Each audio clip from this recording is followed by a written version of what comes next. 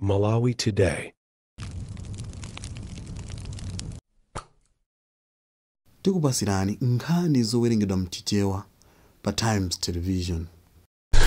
Kuchokera kuno ku kanema wanu wa Times ndine Brian Banda mzolobu uno ndi nkhani zathu matsatane za 7 koloko koma poyamba pa nkhanizi nayi mitu yake. Komiti yona za matenda yomwe anayikhazikitsa mtsogoleri wa dziko lino yati malo oyezera nthenda ya mpox ndi ochepa kwambiri zimene zikubweretsa nkhawa. Nthumwi za dziko la Malawi ku msonkhano wa bungwe la IMF ndi World Bank zati zayika chidwi chake pokopa anthu ochita malonda. Ndipo munkhani zina usiku uno boma la Malawi lati ndilodzipereka pochita zokambirana ndi dziko la Tanzania pakusamvana kumwe kwabuka pa ntchito za malonda. Tini nkhani zimenezi kuphatikizanso zina ngati mungathe tikhale limodzi madzulo wano. Athu yoyamba madzulo wano komiti yona za matenda yomwe anayikhazikitsa ndi mtsogoleri wa dziko lino yati dziko lino lilibe malo ambiri amene anthu angayezere amene ali ndi matenda a mpox, ndipo ndi chinthu chomwe chitha kuchititsa kuti nthendayi ifale. Pakadali pano nthendayi ikumayezedwa mu zipatala zazikulu komanso ku Public Health Institute of Malawi. Zambiri mu ripoti la Patience Lunda.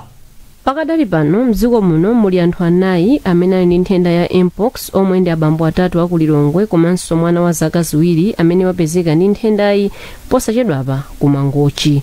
Mawu ake wapampando wa komitiyi a Wilfred Chamina Nkhoma anati zipangizo zomwe zimagwiritsidwa kupeza nthendayi mulibe mzipatala za m'maboma. Kotero munthu yemwe akukayikiridwa amamuyeza ndi kutumiza zomwe yapeza ku zipatala zazikulu kuti adziwe ngati ali ndi nthendayi kapena ayi. Ankhoma anaonjezera kuti kukhala ndi malo ambiri oyezera ndi kupeza nthendayi kungathandize kuti adziwe msanga anthu amene ali ndi nthendayi. Choopsezegenye nchakuti popeza matenda ngopatsirana kugundana munthu thupi ndi mzake. Ngati munthu ujasanga ikidwe payekha atazindikira kuti ali ndi matendawo atachedwa kumene kuja ndiye kuti mpata opatsira mzake ukhoza kukhalapo ndiye matendawo akhoza kumasalikira kumeneko. Kupatula kuyeza unduna za umoyo ukumafufuza anthu amene anakhalapo pafupi ndi munthu amene wapezeka ndi nthenda ya mpox ngati nawo ali ndi nthendayi komanso kuziwitsa anthu za matendawa. Mawu ake mkulu wa bungwe la Malawi Health Equity Network Mayhin a George Jobe anati pali kufunika kuti pazikhala mayendedwe opezekeratu amene angamathandize kuti zipatala za m'maboma zizipereka msanga zomwe yapeza ku zipatala zikuluzikulu mcholinga choti azithandiza msanga anthu amene apezeka nthenda ya mpox. Pakadali pano unduna wa zaumoyo wayamba zokambirana ndi bungwe loona zaumoyo pa dziko lapansi la World Health Organization kuti dziko la Malawi liganiziridwe popatsidwa katemera wa nthenda ya mpox. Pa 18 February mwezi uno unduna wa zaumoyo unati wapeza anthu awiri amene anali ndi nthenda ya mpox ku Lilongwe. Matenda ya mpox amayambitsidwa ndi kachirombo kochokera ku nyama kupita kwa munthu kenako kuchoka kwa munthu kupita kwa anthu enanso. Anthu amene akudwala nthendayi amakhala ndi zizindikiro monga kutentha kwa thupi komanso kutuluka zotupa. Mai wa fuko a Monica Chakwera wati ndikofunika kuti aliyense adzitenga nawo gawo posamalira ana kuti adzakhale ndi miyoyo yapamwamba. Mai Chakwera ati zingathandizenso kutukula ntchito za luso. Zambiri mu ripoti la Messi Matonga. Poyankhula ku nyumba yachifumu mu mzinda wa Lilongwe pa tsiku lokondwerera ufulu wa ana ongoyendayenda munsewu, Achakwera anati nthawi zonse simaphunziro okha amene amathandizira anthu kuti azakhale nzika zabwino komanso maluso osiyanasiyana ankhoza kuthandizira kuti munthu azachite bwino ngati wathandizidwa. In the village is much better because the whole village will look after themselves. But in the cities here, especially I stayed in Kawali for a long time. I understand what that is. So sometimes people look down upon them like it's their failure. It's not their bed, it's ours. But if we work together like we are doing now, helping them find themselves and do better, fulfill what God inputted in their life, it gives me so much joy. And I think let's continue holding hands, working together, because then we can do much better together than individually. If we want better Malawi tomorrow, we must invest in our children today. Ndipo poyankhula kwa atolankhani mkulu ku nthambi yoona za umoyo wa anthu a Enoch Bonongwe anati boma lakhazikitsa mfundo zosiyanasiyana zofuna kuthandizira kuti ana asamabwererenso ku nsewu kakachotsedwa. Nambala ya ana imene imapezeka pa nsewu ikukwera, komabe malingana ndi zimene tuchita nambala tikuona be kuti tikuyesesa kuti isakwere kwambiri. Chimene chochitika nchona kuti ngati boma tili ndi anthu amene analembedwa, komanso tili ndi kuthekera ndi so makobidi amene tikugwira tsiku ndi tsiku kuyesesa kukhazikitsa ubale wabwino ndi ana amunsewu. Tikakhazikitsa ubale wabwino umenewu timayamba nokambirana, chifukwa kugwira ntchito ndi ana amunsewu chimene chimavuta kwambiri nchonena kuti anawa akhala kumudwisidwa ndi anthu ambirimbiri ndiye sankhulupirira munthu tsiku limodzi. Ndipo mmodzi mwa ana amene anali ungoyendayenda mu nsewu koma pakadali pano ali pa sukulu ya Namitete anati ana amene amayenda mu nsewu ali ndi kuthekera kochita bwino pa maphunziro awo. Made Makaife ndi ku Lilongwe Social Rehabilitation Center. To rehabilitate means to change. Tikamabwera mu center ngati amene timakaziona kuti indeed tindi makaide amene timakaziona tachoka nawo kunjako. One upon coming malonga amene wawa timalandira maupangiri ndi akadaulo amene amaziwa bwino ntchito yawo pang'ono ndi pang'ono. Munthu sumangosinthilato kungoti lero ndine apa ndine ayi. Kantima kamene kachaka koyena kuti kuchita zabwino, kantima kophunzitsika kamazala mwaine. Monga ngati ine ndapangaponso zimene amapanga street kid. I've been a street kid for 6 years, so I know the street life. Malinga ndundu naona kuti pasamakhale kusiyana pakati pa amayi ndi abambo. Dziko muno muli ana pafupifupi 15,000 omwe amangoyendayenda mu nsewu. Ndipo tsikuli limakumbukiridwa pamoto kuti ubwino wotenga nawo mbali.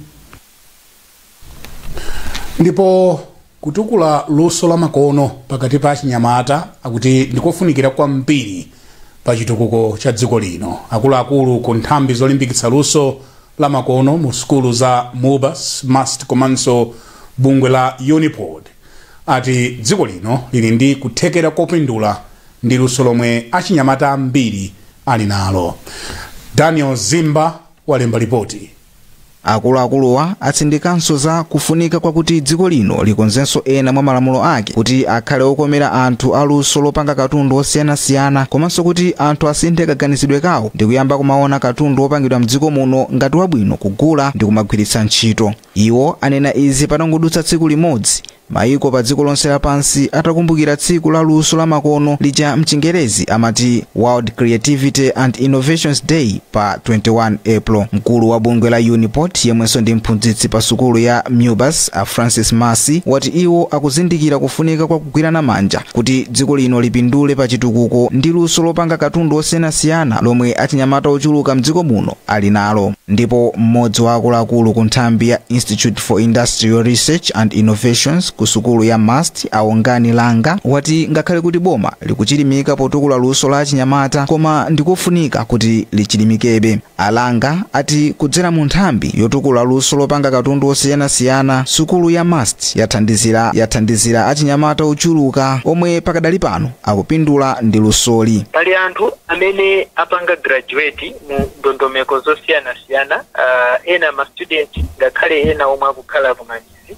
Anthu amene wa akapita akatuluka mu ndondomeko zathu amakayambisa zinthu zosiyanasiyana. Ngakhale timalandira thandizo kuchokera boma komanso chilimbikiso kuchokera nthambi zosiyanasiyana za boma, pali kuthekera kwakukulu kolimbikisabe zinthu za luso. Tinakakonda panakhala ma effort ochulukirapo kusiyana ndi mmene alipo owonesa kuti anthu azaluso zosiyanasiyana akupangidwa recognize komanso akupangidwa support. Akatswiriwa anena izi pamene dziko lino likupitirira kukumana ndi mavuto azachuma komanso kusowa kwa ntchito. Munkhani za malonda, nthumwi za dziko la Malawi ku msonkhano wa mabungwe a IMF ndi World Bank omwe ukuchitikira mdziko la America zati zayika chidwi pokopa anthu ochita malonda kuti ayike ndalama zawo mu ntchito za ulimi zokopa alendo, migodi ndi mafakitale mdziko muno. Dziko lino lidakhazikitsa ndondomeko ya padera ya ATM pofuna kupititsa patsogolo chitukuko ndi chuma. Ku msonkhanoko nduna ya zachuma a Simplex Chichola Banda yati kulimbikitsa ntchito zikuthandiza kukweza chuma cha dziko lino. Mtolankhani wathu William Mwembe ali ku America ndipo kuchokera kumeneko akusimba zambiri.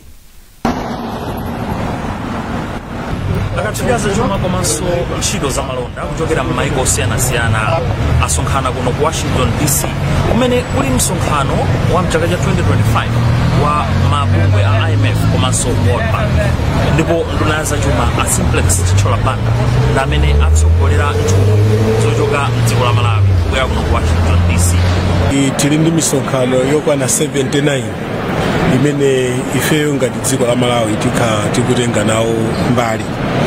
Misonkhano imene ndiyofunika kwambiri ku dziko lathu la Malawi, monga mukudziwa kuti dziko la Malawi ndi limodzi mwa mayiko amene akutukuka kumene. Mazina nthumwi za dziko la Malawi zikukumana ndi akuluakulu a mayiko komanso mabungwe osiyanasiyana kuphatikizirapo la IMF ndi World Bank kukambirana nawo pofuna kuthandiza ntchito za chitukuko mdziko la Malawi. Mbali zingapo aziyika kukhala mfundo zikuluzikulu zimene agwiritse ntchito pa zokambirana nazi kuphatikizirapo mfundo za ulimi, migodi, zokopa alendo komanso mafakitale zimene ndi nsanamira zikuluzikulu za chitukuko zimene dziko la Malawi likutsata pakali pano. Ndinacheza ndi nduna ya zachuma Simplex Chichola Banda pofuna kumva za ina mwa misonkhano imene achite makamaka kuyang'ana nkhani ya mphamvu komanso za mtengatenga mdziko la Malawi. Mudziwa inu kuti ku World Bank kuno anatipatsa ndalama zoposa 350 million zoti tikwezenso ntchito ya magetsi. Mkati mwa zimenezi muli ma project ngati Ascent komanso kuli ma project ngati Mpatamanga. Tinene kuti ma project amenewa ndiye na mwa project amene adzathandizire kuti zipatala, skulu komanso madera amidzi akhale ndi mwayi wa magetsi. Kufunika kwake nkonena kuti magetsiwa adzathandiziranso ntchito zina mdziko muja ngati za ulimi. Masiku ano kuti mulime mafunika ndithu energy mphamvu ngati zimenezi, so tikhati kukambirana nkhani imeneyi.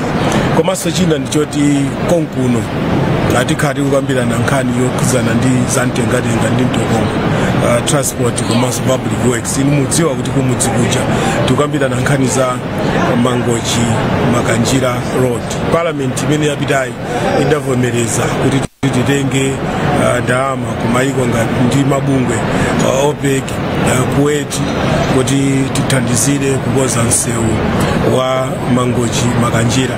So kunoko tabwera kuno ndiye kuti tikasayinira agreement kuti ayi Malawi anavomereza tisainire agreement tiyambe kukonza msewu umenewu. Nthumwizi zilinso ndi zokambirana ndi nthumwi zina zochokera m'mayiko komanso mabungwe ena amene abwera kuno makamaka pamene dziko la Malawi lingapititsire patsogolo ntchito zopeza makamaka ntchito kwa achinyamata komanso mafakitali, migodi ndi zina zoterozo zimene dziko la Malawi likuyang'anapo kwambiri ngati gawo lolembera anthu ntchito mdziko la Malawi. Dziko la Malawi lili ndi danga lopindula kwambiri ku msonkhano ngati umenewu. Kuchokera kuno Washington DC mdziko la United States of America, ndine William Mwembe. Mukonera nkhani mwa tsatanetsatane madzulo ano kukufikani kuchokera kuno kukanema wanu wa Times. Tili nkhani zina zambiri bwino lino. Popitirani nkhani zathu madzulo ano, boma la Malawi lati ndilodzipereka pochita zokambirana ndi dziko la Tanzania pakusamvana pa ntchito za malonda pogwiritsa ntchito ubale omwe ulipo. Nduna yofalitsa nkhani ya Moses Kunkuyu yauza kanema wa Times kuti boma lili ndi chikhulupiriro kuti ubale wa malonda pakati pa mayiko awiriwa susokonekera.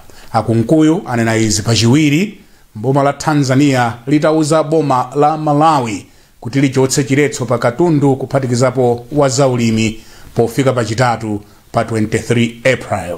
Benedetta Chiwanda Mia akuitsatira bwino nkhani.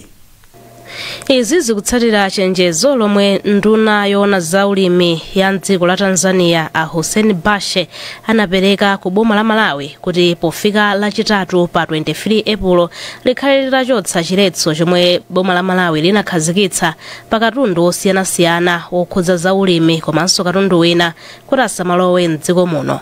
Ndipo polankhula ndi Times lachiwiri nduna yazofalitsa nkhani a Moses Kunkuyu ati boma la Malawi lakhala likuchita zokambirana ndi mayiko olizungulira pa nkhani zosiyanasiyana zomwe zimakhudza dzikoli ndi mayiko amene alizungulira. Akunkuyu sanapereke chitsimikizo ngati boma la Malawi limvere chenjezo la dziko la Tanzania, koma iwo ati mbali yawo ikuchita zokambirana pogwiritsa ntchito njira zoyenerera komanso ubale umene ulipo pakati pa mayiko awiriwa. Dziko la Malawi ndi dziko la Tanzania atakhala pa ubale wa nthawi yayitali. Ubale umene ukhati kugulitsana zinthu komanso kudutsitsa zinthu m'mayiko onsewa mokomera mayiko onsewa kwa zaka zonsezi. Nde nthawi zina pakachitika chinthu chokuti mwina kudutsa wakatundu wina kapena kuyitanitsa wakatundu wina akuoneka kuti ngosakondera nazo. Zimenezozo zimatha ndi kukambirana. Zimene tikupanga ndizofuna kuonetsetsa kuti Malawi apindule komanso ndikufunanso kuti anzathu aku Tanzania nawo sazikhala anthu okondwa amaona dziko la Malawi ngati neba wawo. Mwezi wa Marichi chaka chino dziko la Malawi linalengeza za chiletso choletsa katundu osiyanasiyana kuphatikizapo mpunga, zipatso, ufa, mkaka wa madzi, mbewu za masamba komanso katundu wosiyanasiyana amene dziko lino limapanga komanso kulima kulowa mdziko muno. Koma polemba pa tsamba la X pa makina intaneti, nduna ya dziko la Tanzania Hussein Bashe analengeza kuti ngati dziko la Malawi silichotsa chiletsochi pofika lachitatu pa 23 April, dziko la Tanzania liletsa katundu yense ochokera mdziko la Malawi okhudza zaulimi kulowa mdzikolo, kuletsa dziko la Malawi kugwiritsa ntchito madoko ake kuphatikizapo la Dar es Salaam komanso kuyimitsa ntchito yotumiza feteleza kuchoka mdziko la Tanzania kupita dziko la Malawi. Chipani cha People's Progressive Movement PPM chati dziko la Malawi ndi kuthekera kopanga katundu osiyanasiyana amene dziko lino likumayitanitsa kuchokera kunja. Mtsogoleri wa chipani cha PPM Mark Katsonga Phiri amalankhula izi pamene anakumana ndi abusa ochokera mipingo yosiyanasiyana mu mzinda wa Blantyre. Akatsonga Phiri ati dziko lino likusowekera atsogoleri amene angalimbikitse ntchito za malonda kuti dziko lino litukuke. Iwo ati pakadali pano anthu anataya chikhulupiriro mwa anthu andale chifukwa akuchulutsa kungoyankhula koma osakwaniritsa zimene analonjeza. Akatsonga Phiri anayankhula motere: kwa ine tiye ndigwire ulimi tikudziwa, anyamata amene aphunzira ulimi Kamuzu anayika Bunda kumene anyamata ambiri anaphunzira za ulimi. Sanambire pamenepo anambire kukhazikitsa phunziro la agriculture ku primary ku secondary. Anyamata amene amakhala ndi chidwi maphunziro amenewa amakafika mpaka na kubunda. Onsewo ali pa all over midzi palibe chimene akuchita. Za extension services zinafa kale. Mafamu amene anasiya Kamuzu anafa osa amene. Mafactory amene anasiya Kamuzu anafa osa amene. Kodi Malawi tikulowera kuti TNT ambe ntchito kuti tibwezere dziko lathu nchimake ndizosavuta. Ine ndilipo. Sindikuchita kampeni wandale koma tikuchita pachizungu amati sensitize kwa adziwitsa anthu zimene zaonongeka ndi mmene tingachitire kuti tizikonze tisamangoyimba chifukwa ndale amachukira kuimba otidza tiye ndichotse dzayo tione kuti kodi uya kuti akuti adzachita zakuti anachita politi. Ndipo mwambo oyika m'manda yemwe anali katswiri wa mpira wa miyendo ku timu ya Mighty Wanderers ndi FCB Nyasa Big Bullets Ayasin Osman wachitika lero mboma la Nchewu. Blessings Makuwira walemba ripoti lomwe akuwerenga ndi Isaac Salima. Khamu la anthu ankhope chisoni linakhamukira ku Bawi mboma la Nchewu pofuna kupereka ulemu omaliza kwa kwa a Osman. Polankhula pamwambowu, mmodzi wa achibale a Osman, Ashen Hassan, ati imfa ya malemuwa yawakhuza kwambiri ndipo ataya munthu ofunikira ku banjali. Malingana ndi Hassan, a Osman adali ulalo ku banjali ponena kuti anali munthu ofikirika pa mavuto aliwonse. Osman amene anali amalume anga anali nkati oditi ngati chani nkati nduna kuti pakakhala china chilichonse choditi kambirani akuluakulu anyamata afe ifeyonso unyamata wakwata kuti anyamataso ena zidzukulu zawo iwo ndi amene amakhala kuti woyamba kukafotokozera pamambera aliyense anali ndithu kuti chichawo chake tingati chani bridge. Wachiruka mtsogoleri wa bungwe loyendesa mpira wamiyendo mdziko muno amadaliso kuyera ati anthu mdziko muno adzapitirira kulira Osman poona mmene anatengera mbali pa nkhani yopititsa masewero a mpira mdziko muno. Mpira taluza munthu ofunika kwambiri chifukwa muja ndimafotokozera ndi munthu amene wasewera mpira ngati player maklabu ambiri kuchokapo anapezeka kuti so anamba ntchito ya ukochi mpaka na anakocha national team. Kuchoka hapo wapezeka kuti so anali general secretary wa Football Association maulendo awiri onse.